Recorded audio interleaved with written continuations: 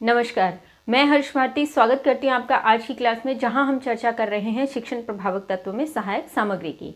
सहायक सामग्री को लेकर हम गत 4 वीडियोस में बात कर चुके हैं, जिसमें हमने इसके अर्थ, परिभाषाएं, इसके महत्व, दृश्य सामग्री, श्रव्य सामग्री, दृश्य श्रव्य सामग्री, प्रक्षेपी व अप्रक्षेपी उपकरणों की विस्तार से चर्चा की थी। यदि आपने वह वीडियो अभी तक नहीं देखी हैं तो डिस्क्रिप्शन में 1 से लेकर 4 तक की वीडियो के लिंक क्रमानुसार दिए गए हैं, आप उन्हें देख सकते हैं।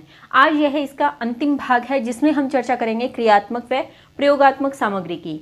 क्रियात्मक सामग्री अर्थात शिक्षण की वह सामग्री जिसके माध्यम से बच्चों को क्रिया करनी पड़े और फिर वह शिक्षण को अपने अंदर आत्मसात करें, और प्रयोगात्मक सामग्री जिसके माध्यम से प्रयोग करवाया जाए और प्रयोग को करवाते हुए एक शिक्षण को प्रभावी बनाया जाता है, वह प्रयोगात्मक सामग्री के अंतर्गत आता है। आज की वीडियो शुरू करने से पहले एक छोटी सी भूल सुधार करना चाहूंगी। पिछली वीडियो में जहां पे हमने दृश्य सामग्री को पढ़ा था और दृश्य सामग्री के अंतर्गत अप्रक्षेपी उपकरण अर्थात जहां पर प्रोजेक्टर की आवश्यकता नहीं होती, उन उपकरणों को जब हमने पढ़ा जिसमें हमने श्यामपट्ट, चार्ट, मॉडल इत्यादि देखे थे, तो वहां पर एक बिंदु बताना आपको रह गया, पाठ्यपुस्तक। पाठ्यपुस्तक भी दृश्य सामग्री का अप्रक्षेपी उपकरण है। चूंकि हम सब जानते हैं कि पाठ्यपुस्तक के बिना किसी भी प्रकार का शिक्षण संभव नहीं है, तो इस पर ज्यादा विस्तार से बताने की मुझे आवश्यकता नहीं है। लेकिन हाँ, ये ध्यान अवश्य रखिएगा कि शैक्षिक उपकरणों में दृश्य सामग्री के अंतर्गत अप्रक्षेपी उपकरण है पाठ्य पुस्तक, तो ये आप ध्यान रखिएगा। चलिए आज की वीडियो शुरू करते हैं। सबसे पहले बात करते हैं क्रियाशील उपकरणों की, जिसमें हम चर्चा करेंगे शैक्षिक पर्यटन, संग्रहालय परिदर्शन, नाटक, विषय परिषद अथवा जिसे अध्ययन वृत्त भी कहा जाता है। इन चारों की यदि बात करें तो ये सभी वास्तविक पदार्थ के अंतर्गत आते हैं। जहां हमने वर्गीकरण की बात की थी वहां हमने इसे पढ़ा था। परंपरागत में जब हमने इसे बांटा तो परंपरागत के मध्य इसे क्रियाशील उपकरण नाम दिया गया, अर्थात जिसके माध्यम से क्रिया की जानी संभव हो। चलिए शुरू करते हैं। सबसे पहले बात करते हैं शैक्षिक पर्यटन की। शैक्षिक पर्यटन में महत्वपूर्ण तथ्यों को देखते हैं। प्रोफेसर रेन द्वारा विद्यालय पर्यटन विधि का विकास किया गया था। यह इसका मुख्य बिंदु कि किसके द्वारा इस विधि का प्रारंभ किया गया, तो उत्तर आएगा प्रोफेसर रेन के द्वारा। रविंद्रनाथ टैगोर के अनुसार भ्रमण के माध्यम से सीखना एक मनोवैज्ञानिक विधि है। बहुत ही साधारण सा प्रश्न यहाँ बन सकता है कि भ्रमण के अनुसार सीखना मनोवैज्ञानिक विधि किसने माना, तो उत्तर आएगा रविंद्रनाथ टैगोर ने। शैक्षिक पर्यटन की विधि बाल केंद्रित तथा मनोवैज्ञानिक विधि है, अर्थात मनोविज्ञान के आधार पर इसे बहुत ही उत्तम विधि माना गया है। क्योंकि शैक्षिक पर्यटन में एक शिक्षक द्वारा बच्चों को शिक्षा से संबंधित टूर पर ले जाया जाता है, जिसमें वे विभिन्न चीज़ों को देखते हुए उसे अपने भीतर आत्मसात करते हैं, जिसमें सांस्कृतिक धरोहर की हम बात कर सकते हैं।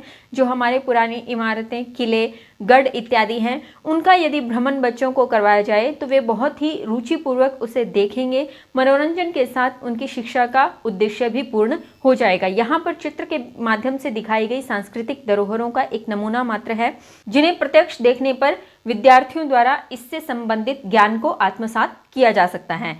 अब बात करते हैं शिक्षा जगत में शैक्षिक पर्यटन का क्या महत्व है।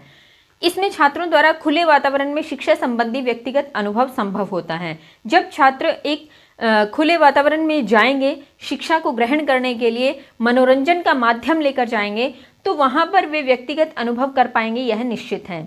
छात्रों में इतिहास, विज्ञान, शिष्टाचार और प्रकृति संबंधी अनुभूति जागृत होगी। क्योंकि ये सांस्कृतिक धरोहर की जब हम बात करते हैं तो यहाँ पर यदि उन्हें ले जाया जाए तो यह इतिहास से संबंध रखती हैं। विज्ञान से संबंधित भी उन्हें भ्रमण करवाए जा सकते हैं। जैसे यदि हम बात करें तो कुरुक्षेत्र में जाएं तो वहाँ पर कल्पना चावला के जीवन से संबंधित एक अनुसंधान केंद्र बना हुआ है, जहां पर कल्पना चावला की जीवनी तथा साथ ही साथ नासा किस प्रकार से कार्य करती है या अंतरिक्ष यात्री किस प्रकार से कार्य करते हैं, इससे संबंधित संपूर्ण जानकारी वहां पर है।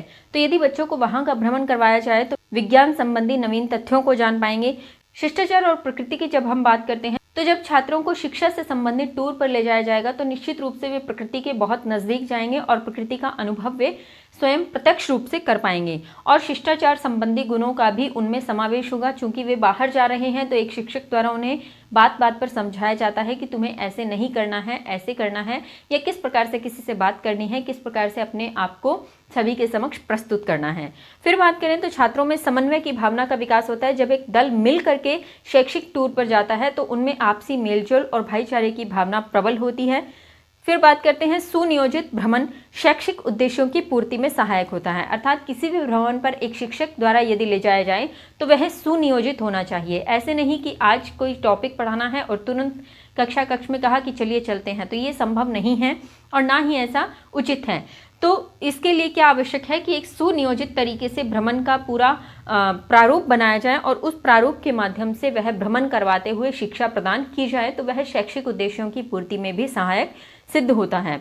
आगे यदि बात करें तो छात्रों में नेतृत्व तथा प्रबंधन के गुणों का विकास होता है। अर्थात जब एक शिक्षक किसी दल को शैक्षिक टूर पर भ्रमण पर लेकर जाएगा तो निश्चित रूप से वह उस दल का कोई ना कोई मॉनिटर अथवा लीडर जरूर बनाएगा, ताकि उस दल को आसानी से वह टैकल कर सके, उसको आसानी से लेकर जा सके। तो वह मॉनिटर की जिम्मेदारी मानता है कि देखो कहीं अनुशासन भंग नहीं हो या तुम्हारे दल को किसी भी प्रकार की कोई समस्या आती है तो मुझसे संपर्क करो। और इस प्रकार से वे सभी बच्चे आपस में समन्वय स्थापित करते हुए प्रबंध व्यवस्थित रूप से चलाते हुए उस भ्रमण को पूर्ण करते हैं, जिससे उनमें इन गुणों का विकास संभव हो पाता है।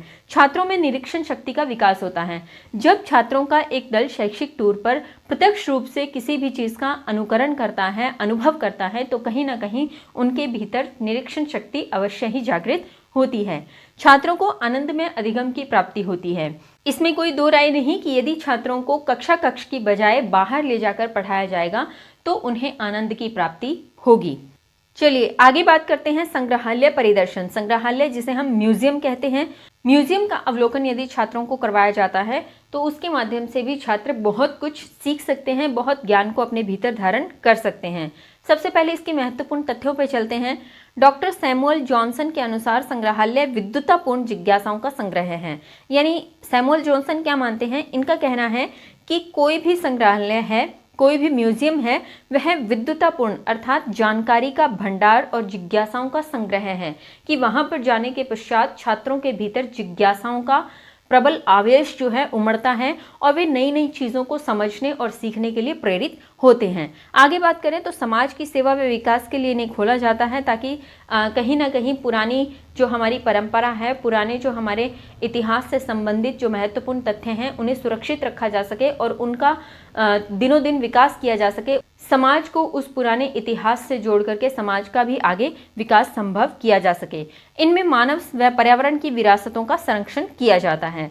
संरक्षित विरासत का संग्रह, शोध, प्रचार व प्रदर्शन भी किया जाता है। यानी जो भी विरासत यहाँ पर संरक्षित की गई है म्यूजियम में, उनका संग्रह तो हम बात कर ही रहे हैं कि संकलन किया जाता है।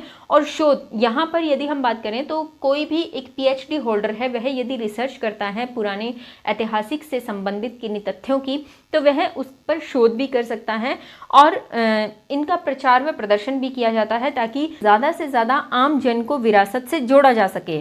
इनके प्रयोग की यदि बात करें तो यह शिक्षा व मनोरंजन हेतु इनका प्रयोग किया जा सकता है। अब म्यूजियम की हम बात कर रहे हैं तो यहाँ पर जो चित्र आपको दिखाई दे रहा है, ये जयपुर का अल्बर्ट हॉल है। बहुत ही अच्छा म्यूजियम है यह।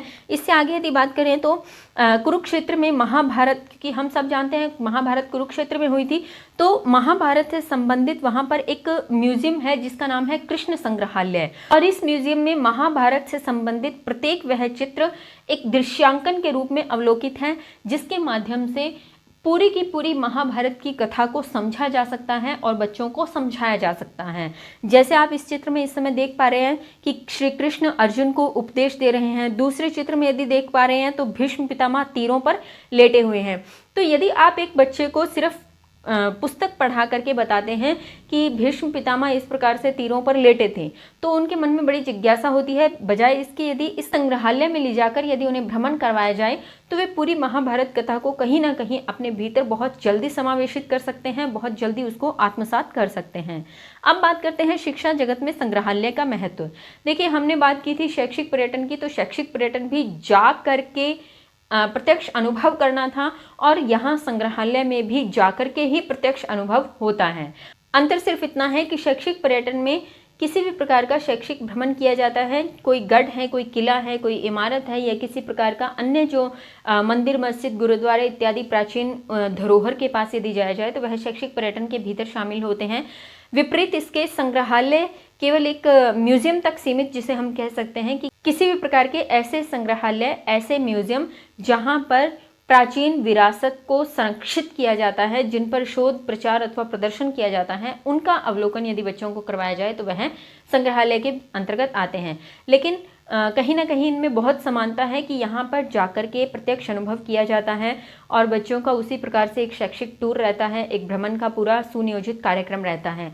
तो इनकी विशेषताएं, इसके जो शिक्षा जगत में हम महत्व की बात कर रहे हैं तो यह बिल्कुल शैक्षिक पर्यटन के समान ही है। यही चर्चा हमने वहाँ की थी कि खुले वातावरण में व्यक्तिगत अनुभव कर सकते हैं छात्र, इतिहास, विज्ञान, शिष्टाचार, प्रकृति का अनुभव उनमें जागृत होता है, समन्वय की भावना का विकास होता है, सुनियोजित भ्रमण कर सकते हैं जिससे शैक्षिक उद्देश्यों की पूर्ति होती है, छात्रों में नेतृत्व और प्रबंधन के गुणों का विकास होता है और छात्रों में निरीक्षण शक्ति का विकास होता है तथा वह आनंदमय स्थिति में अधिगम कर सकते हैं। अब बात करते हैं शैक्षिक पर्यटन व संग्रहालय परिदर्शन की सीमाएं। चूंकि यह समान सी क्रियाएं हैं, समान सामग्रियां हैं, यहाँ पर जाकर के क्रिया की जाती हैं, इसलिए इनके दोष एक जैसे हैं। समय, धन तथा शक्ति का अधिक खर्च। देखिए, कहीं भी शैक्षिक भ्रमण पर यदि ले जाया जाएगा तो ऐसा तो है नहीं कि सब कार्य फ्री में हो जाएगा। हम जानते हैं कि आजकल प्रत्येक कार्य के लिए धन की आवश्यकता होती है, तो यहाँ पर जाएंगे तो धन का भी व्यय होगा, समय भी लगेगा और साथ ही साथ शक्ति का भी अधिक खर्च होगा, बजाय उसके कि कक्षा कक्ष में पढ़ाया जाता। फिर हम बात करें तो आर्थिक रूप से कमजोर छात्रों को इसका लाभ नहीं हो सकता कि जब एक शैक्षिक टूर पर ले जाया जाता है तो प्रत्येक विद्यार्थी से कुछ धनराशि मंगवाई जाती है, यानी जितना भी खर्चा होना होता है उस खर्च को सभी छात्रों में जो जाने वाले होते हैं उनमें बांट दिया जाता है, जिसके माध्यम से उस भ्रमण का सुनियोजित कार्यक्रम तय किया जाता है। लेकिन इसमें जो आर्थिक रूप से कमजोर छात्र हैं, जिनके माता पिता केवल पढ़ाने के लिए भी बहुत मेहनत करते हैं और बहुत मजदूरी करके केवल फीस तक जुटा पाते हैं, तो वो अपने बच्चों को शैक्षिक भ्रमण पर नहीं भेज पाते, जिससे उनको लाभ नहीं हो पाता। फिर हम बात करें तो शैक्षिक पर्यटन को छात्रों द्वारा मनोरंजन के रूप में लेना, यानी जब आप शैक्षिक पर्यटन पर लेकर जाएंगे बच्चों के दल को, तो वे शिक्षा लेने जा रहे हैं ये उनका उद्देश्य नहीं होता। उन्हें तो सिर्फ ये होता है कि हमें घूमने जाना है। तो बच्चों के दिमाग में तो वो डाला जाता है कि ठीक है ये पढ़ना भी है, लेकिन कहीं ना कहीं बच्चे उसे मनोरंजन का साधन मानते हैं, घूमने की मात्र एक क्रिया मानते हैं। फिर हम बात करें तो एक विषय के पर्यटन से अन्य विषय के कक्षा शिक्षण में बाधा होती है। जैसे अभी हमने बात की थी कि महाभारत के यदि दृश्य को अवलोकित करवाना है छात्रों के मध्य, तो उनका साहित्य से जुड़ाव करवाने के लिए हम लेकर जा रहे हैं, लेकिन कहीं ना कहीं बाकी विषयों के कक्षा शिक्षण में बाधा उत्पन्न होगी, इस बात को भी हम नज़रअंदाज नहीं कर सकते। तो ये इसकी सीमाएं व दोष हैं। इन सीमाओं से ये तात्पर्य कतई नहीं है कि शैक्षिक पर्यटन अथवा संग्रहालय परिदर्शन के लिए छात्रों को कहीं पर न ले जाया जाए, अपितु ले जाया जाए, लेकिन एक निश्चित सीमा तक कि जहां बहुत ज़्यादा ज़रूरत महसूस हो रही है वहां पर उन्हें शैक्षिक पर्यटन अथवा संग्रहालय परिदर्शन के लिए ले जाया जाए, जिससे एक शिक्षक को लगे कि इतना ज्ञान छात्रों को कक्षा कक्ष में नहीं दिया जा सकता इस विषय का, जितना वहां पर दिया जा सकता है। और प्रत्येक जो ज्ञान है उसको समावेशित करने के लिए शैक्षिक पर्यटन अथवा संग्रहालय परिदर्शन पर जाना उचित नहीं है। आगे हम बात करते हैं नाटक की। सबसे पहले इसके महत्वपूर्ण तथ्यों को जानने का प्रयास करते हैं।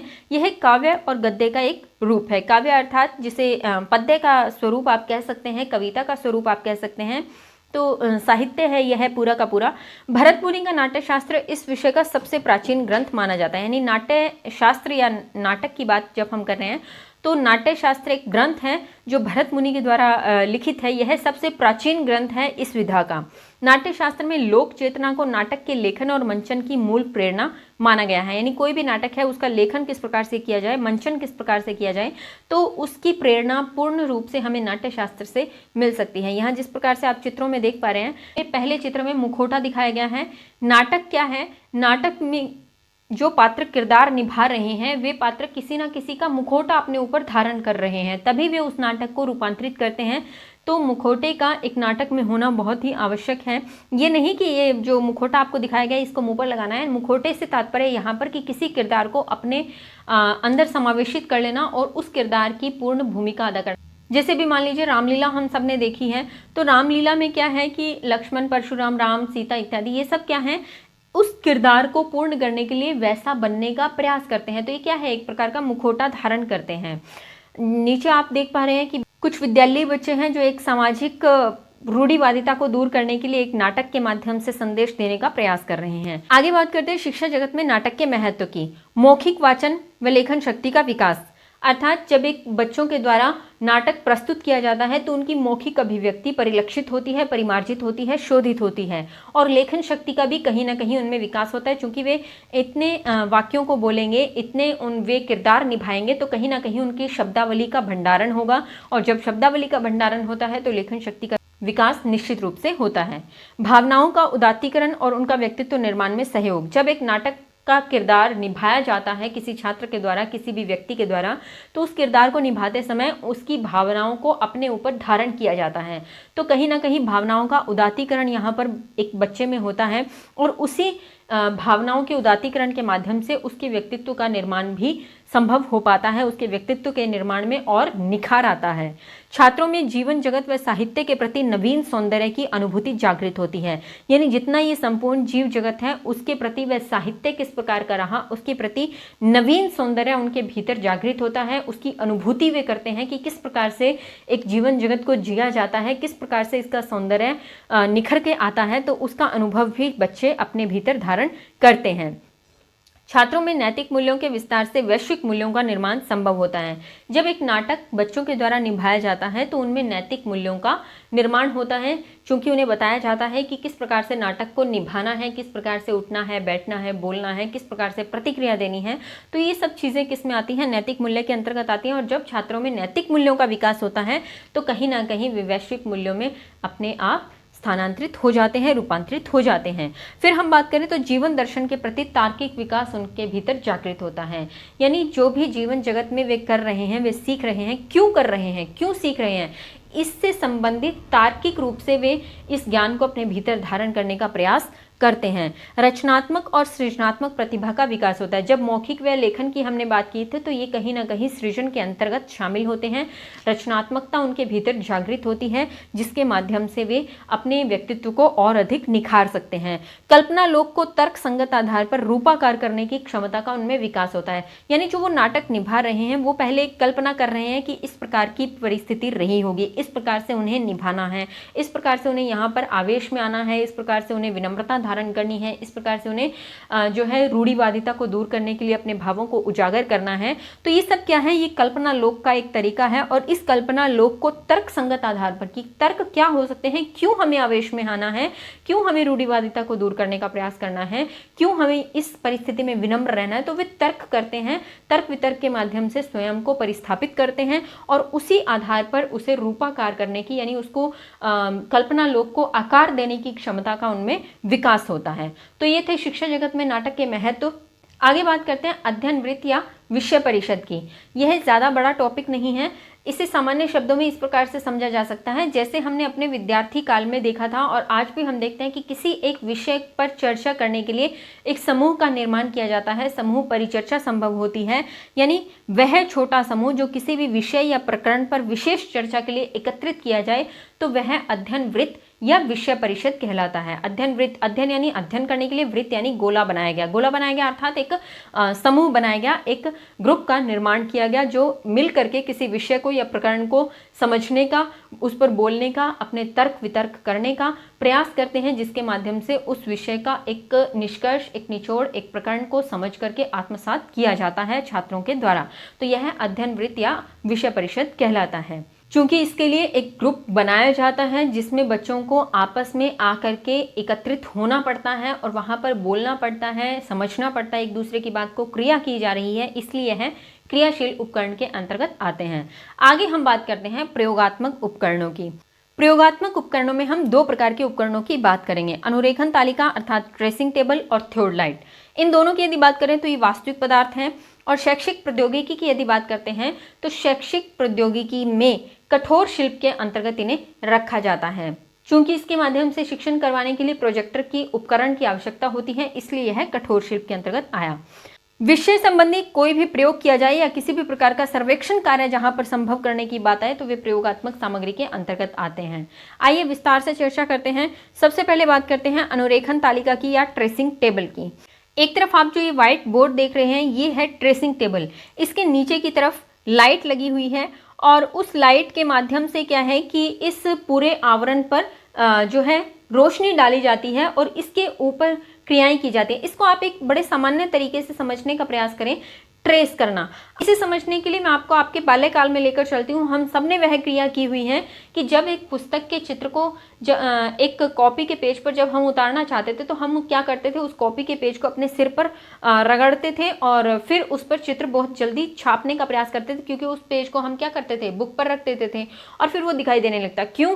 क्योंकि हमारे सिर पर अक्सर तेल लगा होता था और जैसे ही हम कॉपी के पेज को सिर पर रगड़ते तो वो तेल के कारण, जो चिकनाहट के कारण वो पेज जो है हल्का पारदर्शी जैसा हो जाता था और फिर हम उसको बुक पर रख के और बड़ी आसानी से ट्रेस करते थे।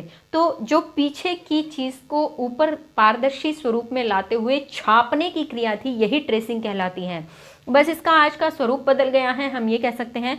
तो ये ट्रेसिंग टेबल है कि नीचे से बहुत तेज रोशनी डाली जाती है, जिससे ये क्या है, पारदर्शी सा हो जाता है और इस पर किसी भी प्रकार का चित्रांकन किया जा सकता है। जैसे आपको एक चित्र साथ में दिखाई दे रहा है जिस पर एक सैंड आर्टिस्ट ने बहुत ही खूबसूरत कलाकारी की है मिट्टी के माध्यम से। उसने यहाँ पर सूरज भी बनाया है, पहाड़ बनाए हैं, एक व्यक्ति है जो स्लाइड कर रहा है और एक कुत्ता पास में बैठा पहाड़ पर की चोटी से उसे देख रहा है। तो ये बहुत ही सुंदर हमें दृश्य यहाँ पर दिखाई दे रहा है। बहुत ही एक कह सकते हैं कि सजीव चित्रांकन यहाँ पर हमें महसूस हो रहा है। तो ये क्या है, ट्रेसिंग टेबल पर ये इस प्रकार से कार्य किए जाते हैं। सिर्फ सैंड आर्टिस्ट नहीं करते, ऐसा अन्य भी कई गतिविधियों में होता है। इस पर ग्राफ बनाने की, कलाकारी करने की या जियोग्राफिकल मैप बनाने की क्रिया इस पर की जा सकती है। साधारण स्वरूप में देखा जाए तो हो सकता है आपको लगे कि ये ट्रेसिंग टेबल को यहाँ क्यों शामिल किया गया। देखिए, इस पर प्रश्न पूछे गए हैं। ट्रेसिंग टेबल या थियोडलाइट जो भी मैंने लिया है, इन पर प्रश्न पूछे गए हैं।